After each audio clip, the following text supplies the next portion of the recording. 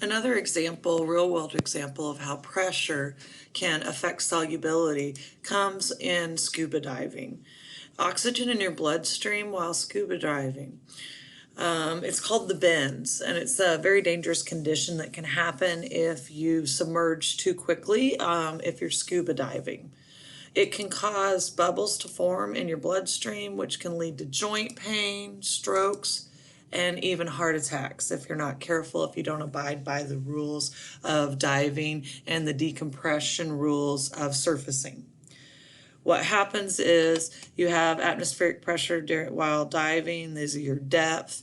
The ambient pressure is greater at the surface. We've got nitrogen partial pressure of 0.8, oxygen partial pressure of 0.2, 1 atm. However, if you go to a depth of 4 feet, you're going to have the nitrogen partial pressure to be 3.2. Oxygen partial pressure is 0.8, so you've got a lot more pressure. And this can cause many issues. The tissues in the lungs, if you aren't careful and surface too soon, it can become toxic, and a high concentration of oxygen in your body can kill you. So there's a safe zone. You don't want too little oxygen or too much oxygen. Both are very dangerous for the human body. So what they do is when you learn to dive and you go to diving school, there is an underwater coral reef laboratory that you can visit just at the first keys. And it's a very interesting place, but you have to have a lesson on diving and be trained in diving before you can go down and enter the lab, because you need to be an experienced diver and train.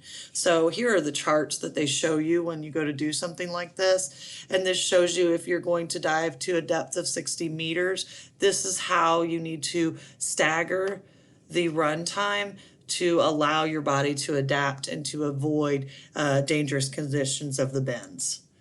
Here's another thing that can be done in an emergency. If something happens to your tank or your suit is punctured, sometimes you may have to surface very quickly for an emergency situation. And they have these decompression chambers on ships and in other ways to protect you and to help you if you have a dive and it goes bad and you have to surface quickly.